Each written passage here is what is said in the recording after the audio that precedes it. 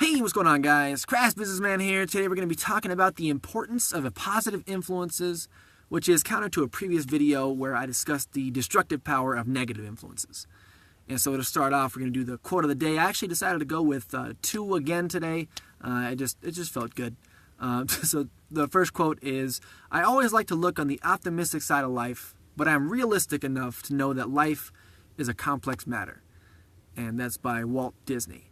And the second one is, "Yesterday is not ours to recover, but tomorrow is ours to win or lose."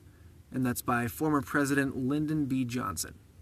Now, to start off, I'd like to draw attention to this awesome fucking shirt given to me by one of my best friends. It basically says, sorry, I don't know if you can read that, "Science is God's way of telling you he doesn't exist." I chuckle every time, and it means a lot to me. And this is kind of why I chose this topic today involving friends and other positive influences. Now, whether you're familiar with Maslow's hierarchy of needs, that's kind of important for this conversation, so I'm going to explain it here briefly. So, Maslow's hierarchy of need, simply put, is it explains the priority of necessities in an order comprising of a 5-tier model of human needs. And it's basically a pyramid.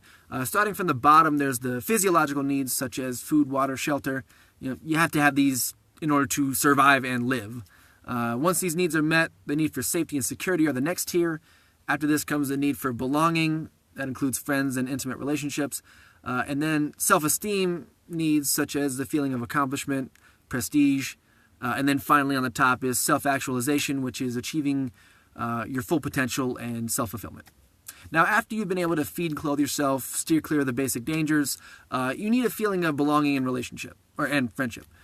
If your innermost circle comprises of negative individuals and shit turds, this can cause you to sincerely question whether these people actually give a fuck about you.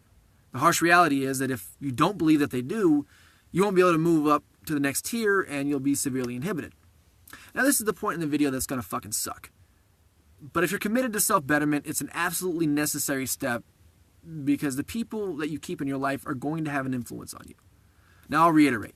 I've said this in a previous video, but this is the step. Cut the cancerous fuckers out of your life. After doing so, like I discussed before, however, you're not instantaneously better. It's like if you remove a problematic juncture in a system, it doesn't magically somehow make the system work or make the system instantaneously better.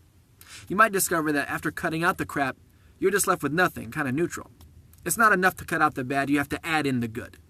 So it's important that you actually actively seek out people who are positive, moral, looking to better themselves. Now, there are many ways to do this, such as meetup groups, contacting business owners, joining new clubs, attending business seminars, and basically any events that have a central focal point around improvement. Befriend these people, because having good friends will not only benefit you connection-wise, but for moral and emotional support.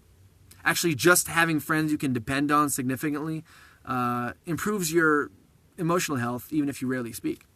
Additionally, on most occasions, it's actually the friend of the friend that ends up being incredibly beneficial. The more of these types of relationships you have, the more of a mathematical advantage that comes with it. Simply put, if you associate with 5 people, who all in turn associate with 5 people, the number of contacts you have by association multiplies. But these relationships need to be nurtured and mutually beneficial. If you are attempting to be friends with someone solely for their connections, then that's not a real friendship, and I would say it's immoral. And for the most part, people can see right through that shit.